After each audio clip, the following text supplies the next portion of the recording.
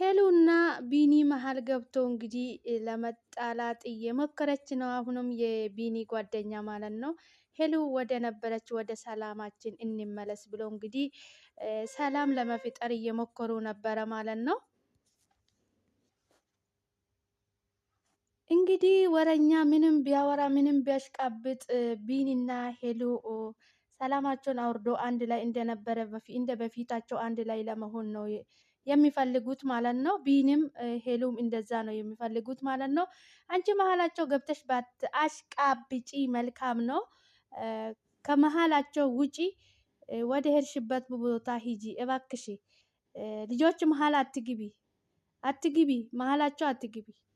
ውጪላቸው፣ በሰላም ይኑሩ፣ የሰላም ህይወት ይኑሩ። እንዴ አይሰለቻቸውም እንዴ? የሰው ህይወት ውስጥ ገብቶ መቦጣረቅ። ሰው የሚነካ ቆይ ዘንድሮ ሰው ጤና የላቸውም እንዴ? እንግዲህ ቢኒ ምንም ግንኙነት የለንም ጓደኛዬን ብቻ ናት ብለዋል። እሷ ግን ከቢኒ ጋር የሆነ ነገር እንዳላት ነው ሲታወራ የነበረ ማለት ነው። የሰውን ህይወት ከመበጥበጣችሁ መሀል ወጥታችሁ ስለ ራሳችሁ ብትኖሩ ምን አለባችሁ? ግን የሰውን ህይወት የምትበጥብጡ ሰዎች ቆይ ምናቸው ነው የሚያማችሁ? ምናቸውን ነው የታመማችሁት? ቆይ ምናቸውን ነው የታመማችሁት? ቆይ ምናችሁን ነው የሚያማችሁ? ችግርማ አለባችሁ እንዴ? ሰው በሰላም መኖር አይችልም እንዴ? ምን አጋጠማችሁ? ቆይ በሰላም መኖር አይችልም ሰው በሰላም? ከመሀላቸው ውጪ ባክሽ፣ አታቡኪ። ልጆቹ መሀል ገብተሽ በሰላም ይኖሩ። አሽቃባጩላ እንዴ! ምን ጉድ ነው? እነሱ እንደዛ የመሰለን በጣም ደስ የሚል ሰዓት እያሳለፉ መተሽ መሀላቸው ገብተሽ ይጢት ይሆኝባቸዋለሽ እንዴ? ኧረ በእናትሽ እንደው ትንሽ ሼም ይኖርሽ። ሼም አለ እኮ እንዴ!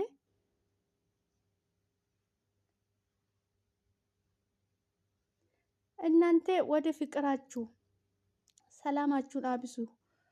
የሰው ወሬ አትስሙ። ሄሉም አሁን ነግታለች።